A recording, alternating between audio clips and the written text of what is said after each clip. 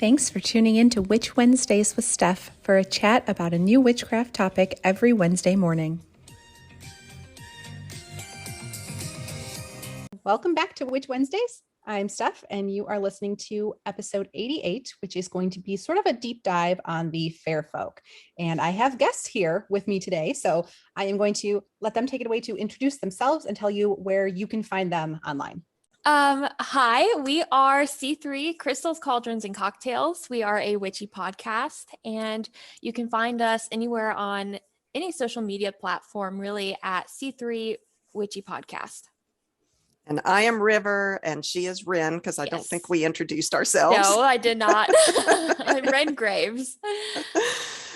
Okay, so yes, I'm very excited to be here on Witch Wednesdays with Steph. So thank you so much for having us. Thank you. So excited to have you guys, because we had a episode before about just a little bit about working with the Fae.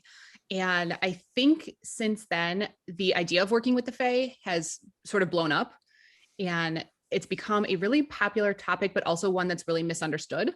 And people see it as one of two ways: either that fairies are all like Tinkerbell and that's what you're going to get, and it's just going to be, you know, fairy dust and magic and all good things, or the other way, that it's something to be avoided at all costs because it's very dangerous. Right. And it's really in between those two things. So I am glad to have you guys here today to just chat a little bit more about what that is, because I think in our intro episode, we really just went over very basic information.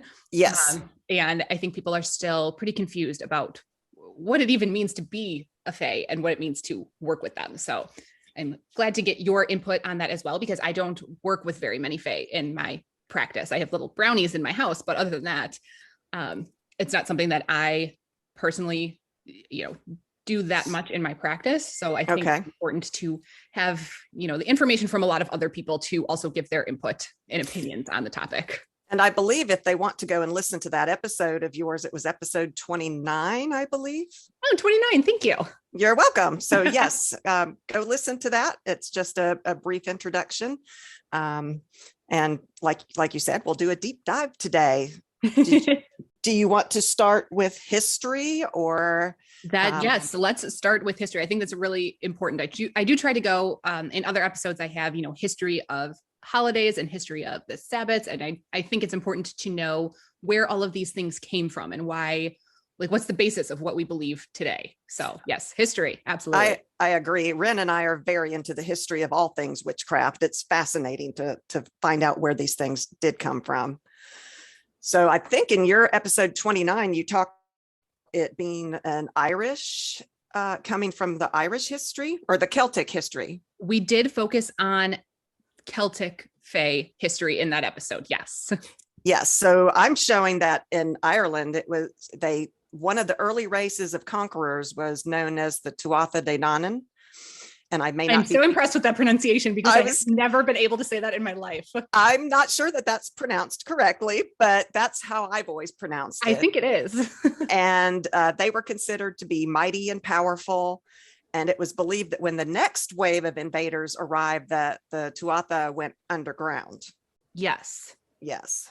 And that, yes, that is, I think when people talk about the Fae now, we do really revert to that Celtic tradition. And that when you have that phrase fair folk, that is really coming from the Celts.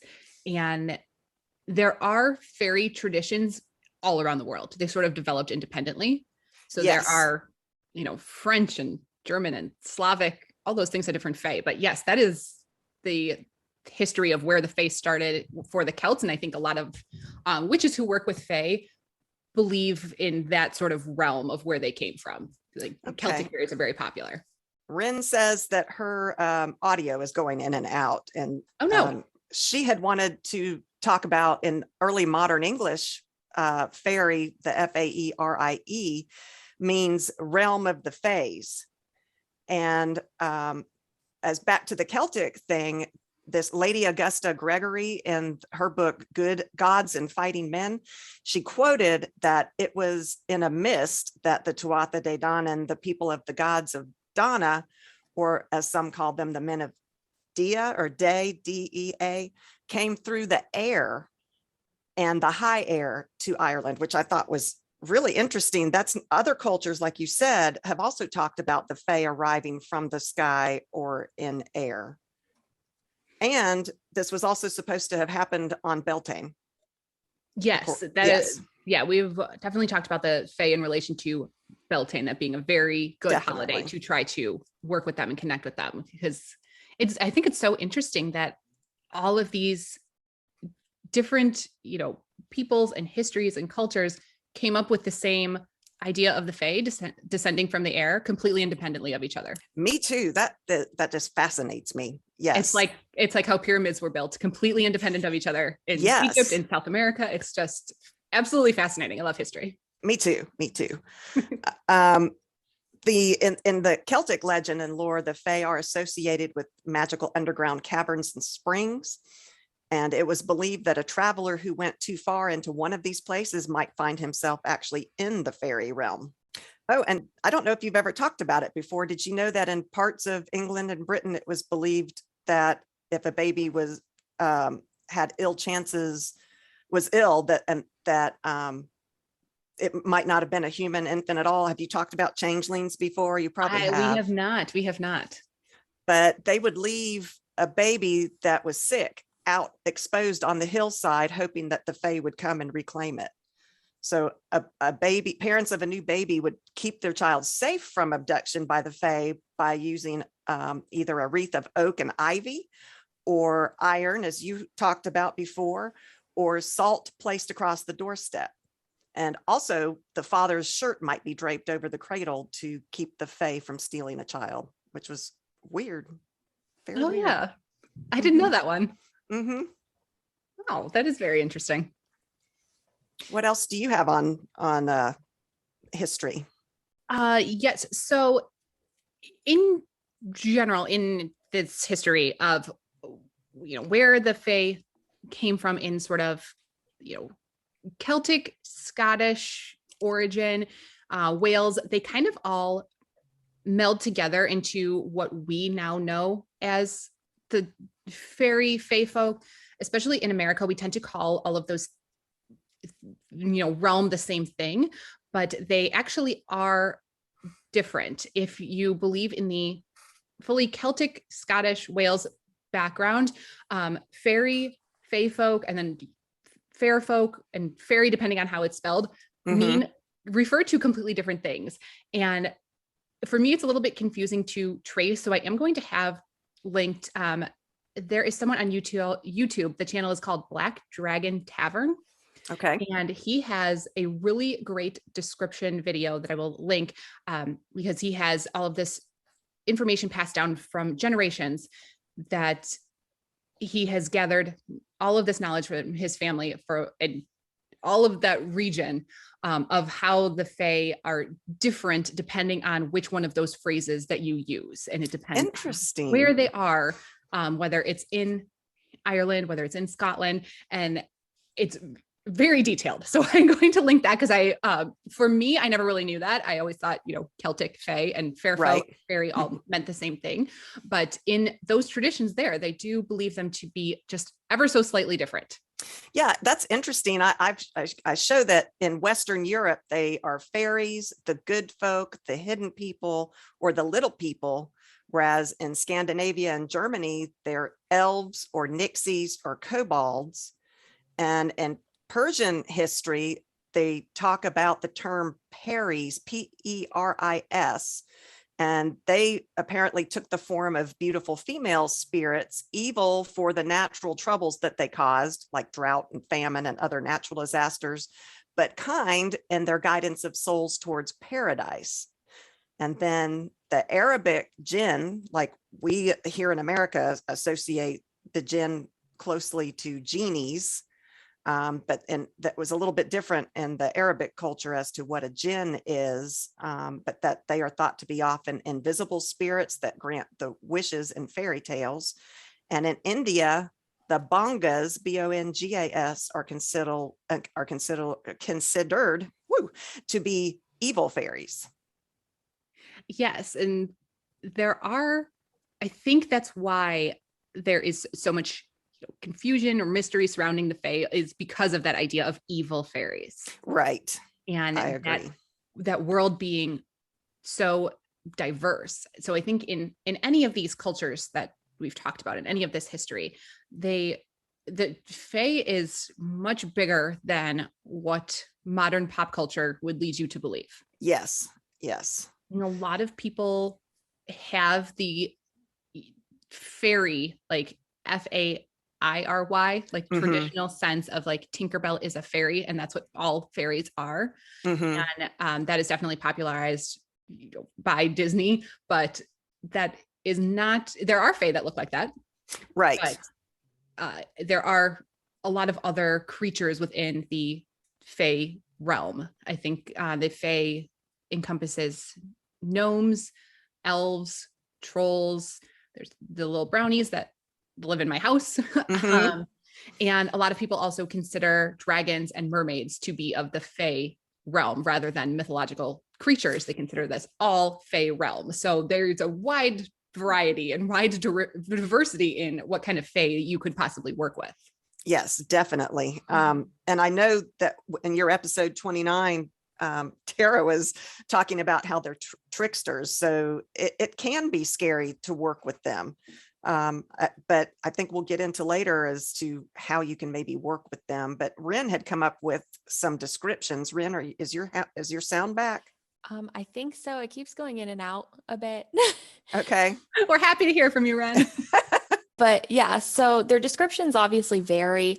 I find it really interesting, like how different they can all look, but they are generally described as human/humanoid, and they range in sizes. So I saw that they could be as tiny as a thumbtack to the size of a human. And in folklore, they have green eyes and are always barefoot and have wings. And actually, what I found really interesting was the modern day illustrations of them. They often have dragonfly or butterfly wings instead of something different. Huh. And they're often seen with dragons too in pictures that I've seen. Yes. Yeah. Interesting. Yeah, I do think that because there's such a wide variety, I think that's why Tara was talking about the tricksters like that. And it's not that they're evil or tricksters on purpose. I think it's just we are so focused on our human concepts of right and wrong or morality or ethics, and the Fae do not share our same worldview. I think that's a great way to put it. Yeah, I think so. Yeah. They're not setting out to be tricksters or evil, or they're stealing your shiny jewelry to make you angry, and they don't think that they're stealing anything. It was shiny and they pretty and they wanted it and they picked it up, and for them there is no morality associated with that. So we're trying to put our human constructs onto their behavior, and they just don't operate that way. So I think that's a great point, that we're putting our human view onto something that we don't necessarily understand. I think that's a really good point. I think it's very similar that we try to do that with animals. We do, yes. And we put our human qualities onto them, and that's just really not how nature reacts and how it behaves, because we are the only ones that sort of have that construct. So we can't put those same things on the Fae. So they're not necessarily dangerous or evil or out to get you or trick you on purpose. You just think that because you're treating them like a human, or maybe somewhere in like the toddler years, but that's not how they actually are. We don't know. None of us are Fae. We don't know exactly how they That's think, right. But, that's right. It's the same with deities, that when you're working with deities, they don't necessarily think the same way that we do. I agree. I found a little chart, and Pauline Campanelli from Ancient Ways had a little chart of some of the types of Fae. She said fairies and elves, you can find them in forests, the fairy hill, fairy rings, fields, flower gardens, and they like to dance. They can see the future. They know the magical secrets of herbs, stones, and animals. whereas gnomes, trolls, and dwarves are often found in caves and mines, just like you would imagine, under bridges. They know the location of gems, metals, how to forge them. Brownies and kobolds are found in homes and cottages. They help protect the family. They do chores at night, which you had talked about, how your brownies do that. Yes, they do. Mm-hmm. And so, they've been here longer than me. So they yes. came about. Yes. So how do you see them? Do you have any idea on how to actually physically see them? For me, there are a lot of, I would say, different viewpoints on this, and a lot of witches that I've talked to who have actually seen Fae. Okay. And have developed their sort of senses to see them even more. And that is not ever something that I was blessed with. Like, I have never been able to sort of see anything strange. And that, applies to not just Fae, but to ghosts or any sort of other sort of strange phenomenon. Not one of the senses that I'm great at. So I never physically see anything. A lot of people will report, wisps of light and, floating orbs, or some people have actually seen, what the fairy actually looks like.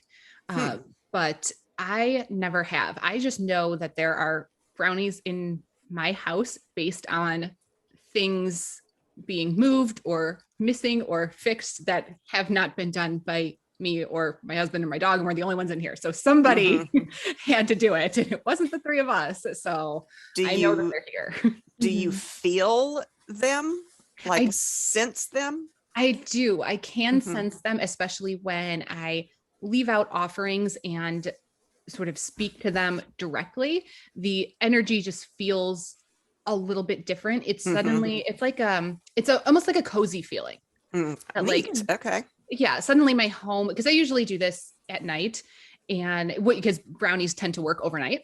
And I'll do this before bed, and like suddenly it just kind of feels like the house settled. Like it's like a peaceful, like, okay, we're ready to you go to bed now, and we're going to get to work. So it's kind of this peaceful, quiet, settling down, cozy feeling of home, which is, I like it. So I try to, interact with them more to get that sort of cozy feeling. And I've been doing that more in the last year, and they definitely respond to that. So I do feel them. Yes. What do you leave for them? What kind of offerings? Is it the traditional milk or honey, that kind of thing? Yes. Little dishes of milk usually, but honey I have done. And then little trinkets that I don't mind disappearing. Oh, neat. They do like little tiny shiny things, but I don't want them to take my jewelry. So I leave little shiny things that they can take instead.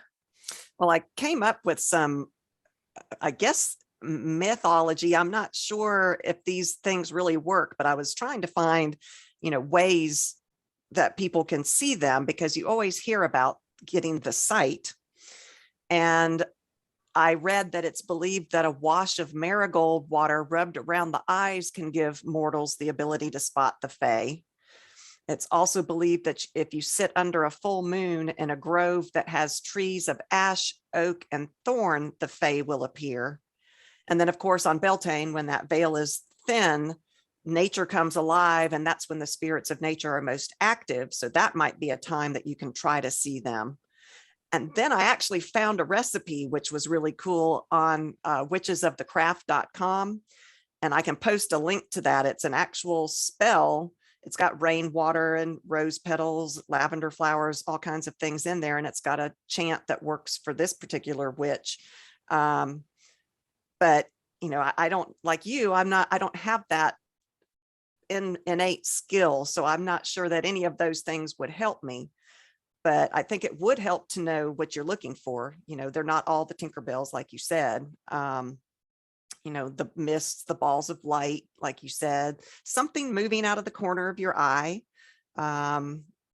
The tween times, which is another idea of when and how you can see the fae, is the time between night and day, like at dawn and dusk. Also midnight, which is between one day and the next, on any solstice or equinox. Samhain is another time when the veil between the worlds is thin. So I thought that all of those were fascinating. I've never tried any of those things. And then I found some things in fiction, like Spiderwick. One of my oldest loved the Spiderwick series. And in that story, a stone with a natural hole in it could be used to see the fae. Four-leaf hagstones, those are quite popular. Yes. And 4-leaf clovers are supposed to give someone the ability to see the fae. The seventh son of a seventh son. And then I also read having red hair. So, oh, that's a good one. I know. It's just interesting. There was something I remember as a kid, and I don't know where I read this, that if you bent over and you looked through your legs next to a railroad track and you looked into a cemetery, somehow that was supposed to give you the sight. And I don't know where I read that or how I came across that. But I have not heard that one before. That's a good one. Yeah, interesting. So yeah, there's lots of interesting ways. And I don't know if that spell that that other witch recommends works or would work on those of us that don't have that innate ability or not. I don't know. Yeah, that is very interesting. I've never had that ability.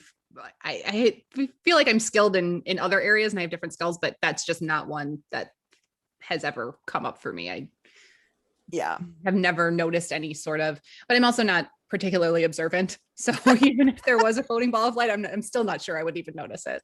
I think that's something that all humans deal with. We get so wrapped up in our day-to-day that we don't notice things that are right there.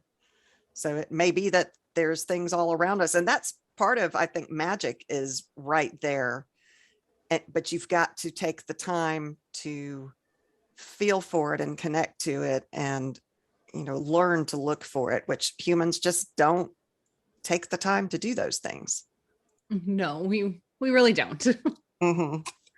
And that's part of the reason too why the fae in general get such a bad rap is they have this idea that maybe they're terrifying, but they're no more terrifying than any other part of nature. Mm-hmm. It's like a bear. If you respect the bear is not going to come attack you. And that's we have to have that same sort of respect for the fae. They're not there to amuse you or be your servant. You are supposed to treat them with the same level of respect. So if you are not respecting the fae, if you're not respecting their habitat and nature, then maybe they are a more evil force towards you. And I wouldn't blame them. And I don't know that it's evil per se, but like you said, they're looking at things differently. And if we aren't respectful, they might just think of themselves as protecting nature or protecting themselves from us, the evil. We might be the evil ones to them. Yeah, I mean, I'm not particularly kind to people who are not respectful to me.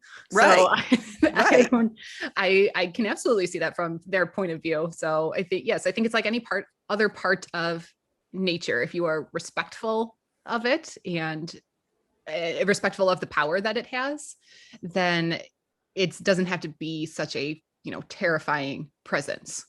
Yeah. They are just another part of nature. I think, Wren, if you're still there, you would come up with some ways to attract the fae. Okay, so to attract fae or fairies, you have to acknowledge their presence. That's what I found is really important. You have to, I guess, to yourself inside, know that they're there and then acknowledge them. And then you can also provide offerings like we've talked about before, which could be milk or cream or honey. And even saying good morning actually helps a lot. Mm-hmm. What else do you have under attracting them? Planting. They thrive in nature, so it's a great way to attract them. So being out in the garden while watering your plants, you can also greet them. And I guess, I don't know what the word is that I'm looking for. Not complies, but it makes them happy. Okay. Maybe that's the word I'm going for, that you acknowledge them and you're taking care of the environment and making even a garden for them or having your garden be available to them at all times. And that makes them happy.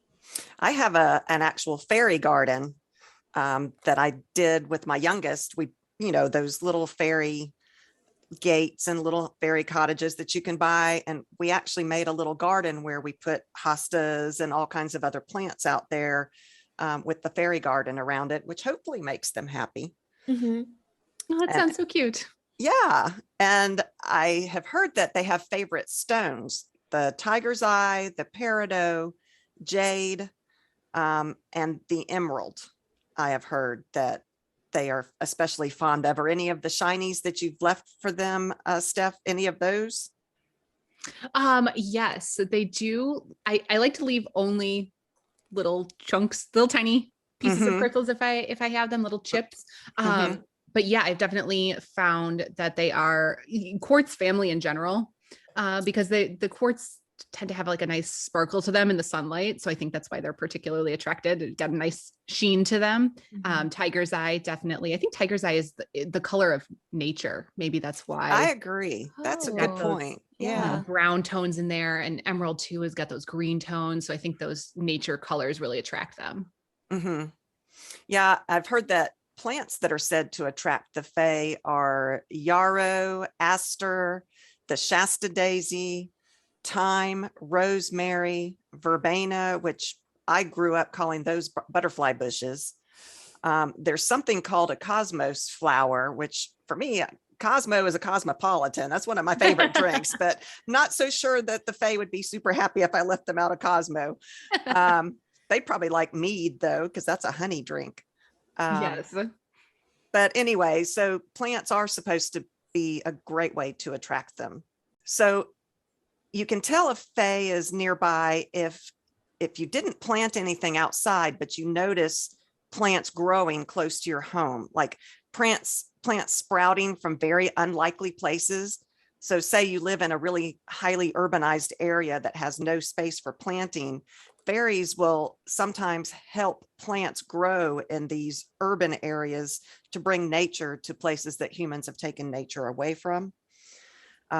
Also, like you had said, Steph, small and shiny objects can vanish, little pieces of jewelry. Sometimes those objects are quickly found. They might put them back. If you have pets, they might suddenly exhibit happy, energetic behavior, such as dancing, running, or playing. Sometimes that might be the fae playing with them. I've heard cats especially are attracted to playing with fae. Yes. I love that because I've grown up with animals, and to think that like maybe their zoomies could have been like the fae, like it's just fun. Fae chasing them. Yeah. I love that. If you notice your pet looking sideways or following invisible movements, it might be them. I would always say, like, if I see like them looking sideways for like at like something across the room, I'm like, my mind goes to, oh, it's a ghost at first. Yeah. Also at night during those tween times, like at sunset, you might hear strange small taps that you can't find the source of. Again, my mind goes to ghosts. And then birds are another way to tell if there are fae nearby. Sometimes they act non-bird-like, and that might mean that fairies are near your house. Also, you might notice that small articles of clothing and accessories go missing and then turn up in unexpected places in your house. I could say I have that happen a lot. I'm not sure if it's just me misplacing things, because I tend to lose like my wallet and my keys like all the freaking time. But I could say that it's probably just me, but who knows? And then they said the sudden scent of flowers, and then fairy rings, which that's the ring of mushrooms. I love fairy rings. When I was with my daughter at the bus stop, there was a fairy ring there. And I asked the kids at the bus stop if they knew what it was and why it was there. And some of the kids burst into this scientific explanation about the fungus, mushrooms, and all of that. And I said, well, do you think that maybe the fungus got on the feet of some fae who danced in a circle and scattered the fungus? And that's why it became a fairy ring? And they just had no idea what to think about that. Their little minds, I think, exploded a little bit, which I think is good for kids. Kids sometimes in this time aren't given the chance to think about the magic that's all around us. they're forced to, study and, that kind of thing. And so I always take the opportunity when I can to help interject these little tidbits into children's minds. I love that. Yeah, that they think they're forced to grow up a little too fast, because children are supposed to be better at seeing all of these things, seeing, fae and ghosts and everything else that adults are like, well, either I can't see them or they don't exist, whichever, side that you're on. Yeah. I wonder children why. Are like supposed to be able to see all of these things, but we force them to grow up quickly and tell them that they're crazy. Yeah. So it's nice to encourage that. Yeah. I think so. Yeah. I actually have a similar story to that, River. So my world was always magical because my mom wanted to enforce creativity on all of us and have our minds open to everything. So my mind was always curious and asking questions. And I even asked my mom why there were mushrooms in our front lawn or yard. And she said it was the fairies. And ever since then, it was just like, my mind was oh my gosh, magic is real. And oh, that's so nice to have encouragement like that. Yeah. Yeah, definitely. Oh, I think that's sweet. Yeah, that's all I had on the different fairy things. I've never worked with them, so I can't speak to that. Wren, did you ever work with the fae, or do you have any tips on working with the fae? I have not. I am still relatively new to witchcraft. I won't say new because I've been practicing basically my whole life, but I haven't gone into depth into anything. But when I look at stuff that comes to working with the fae, I just want to say be cautious, do your research, be polite, protect yourself. And I like this. I read this somewhere in one of my notes earlier, a couple of years ago, and it says, act as if you're it's a fully blown partnership or marriage, meaning communicate, and it's a two-way street between you and the fae, and understanding what they want versus what you want. And I really like that. I kind of like that too.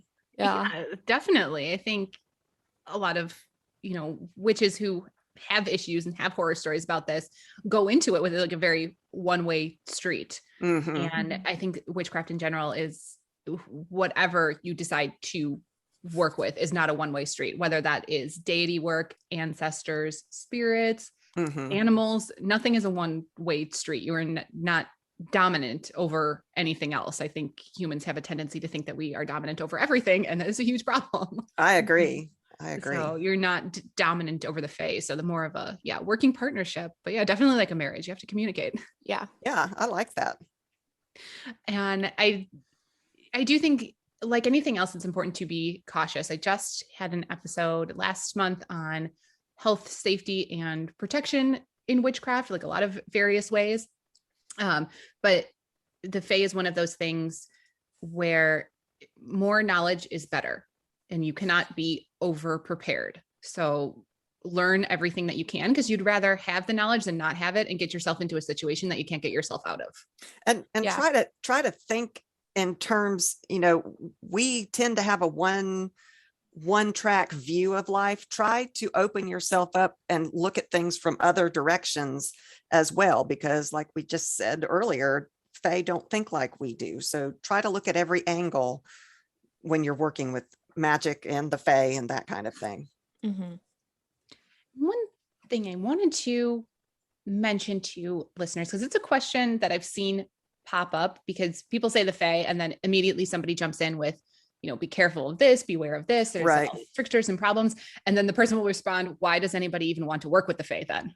And I really wanted to address that of why would you want to work with the fae at all? And I think the answer to that is the same reason as why would you want to work with spirits or your ancestors or deities. And that is to learn about their lives.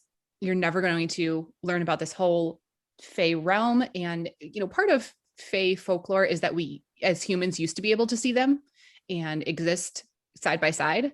And the more that we've sort of fallen into the path of humans sort of being destructive and not believing in those things and thinking we're dominant, that world has been lost to us. And that's why we can't see it anymore, and we can't see them anymore, even though they're right there next to us.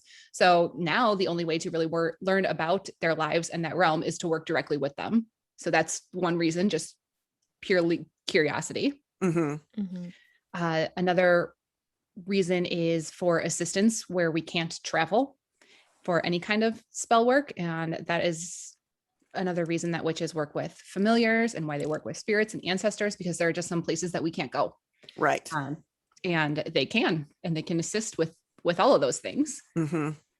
And Fae especially are great to work with for connection to the earth.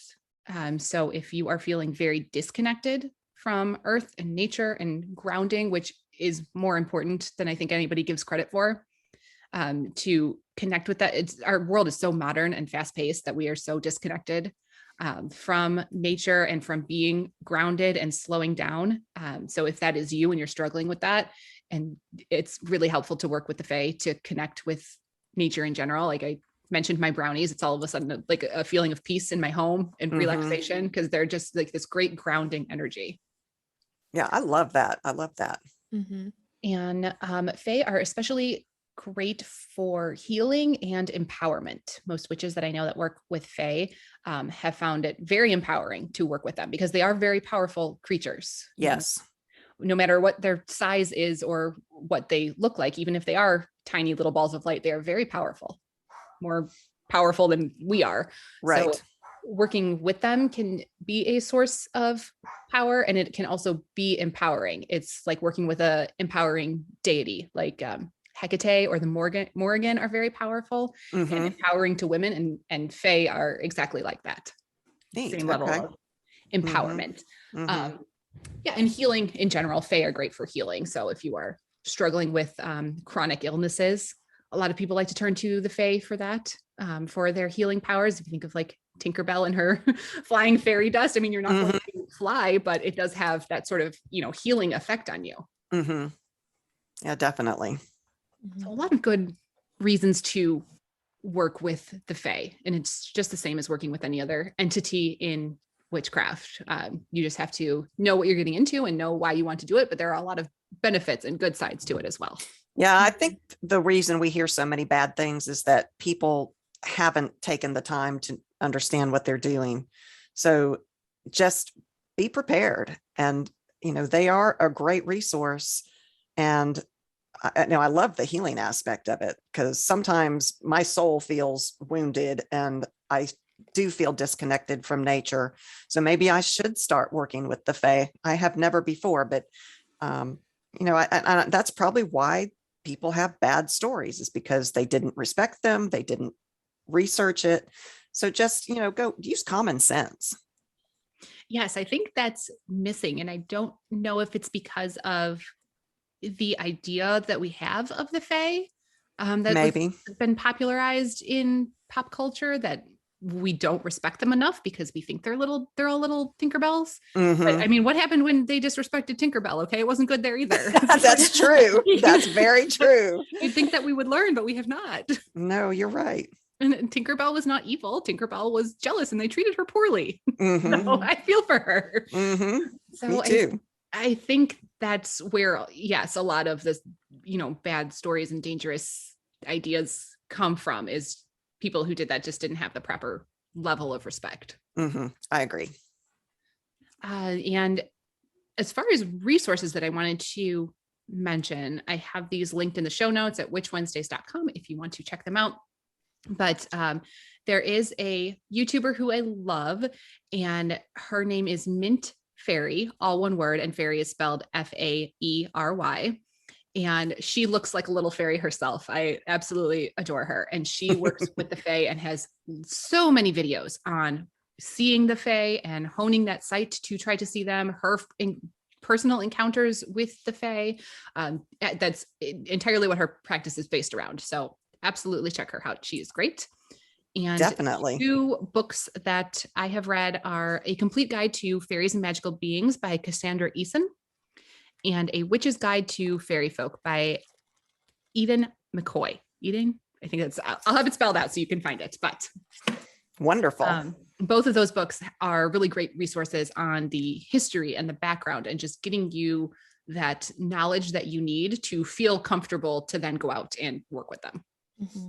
That is great. This was fun. Yes, I enjoy, chatting with other witches who, have these sort of same ideas in the Fae. And I know that a lot of these have come up as questions. I have gotten questions on Instagram or over on the Discord community of just, why would you want to work with them? We understand the, precautions that you should take, but why and where did they come from? So it's nice to have other people who are interested in this topic as well to sort of do a deep dive on it. It's been a big request lately. Nice. Great. Well, thank you for having us. Thank you so much for being here. And again, if you want to tell my listeners where they can find you online. Yes. We are social media platforms, Instagram, Facebook, TikTok, Twitter at C3 Witchy Podcast. And you can also find us at www.c3witchypodcast.com. And I will have those linked over at witchwednesdays.com just to make it easier for you. And if you follow me on Instagram, I'll be tagging them in the post on this day as well. So you can find them. And if you have any questions to direct their way, they have lots of great episodes for you and content for you to listen to as well. So absolutely go check them out. And thank you so much for being here today. Thank you so much for having us. Thank you, Steph. And everyone else, I will see you next week. Need even more witchcraft? Subscribe to Patreon for exclusive bonus content 3 times a week and order Sabbath boxes and other supplies at witchwednesdays.com. Be sure to follow on Instagram at Witch Wednesdays Podcast.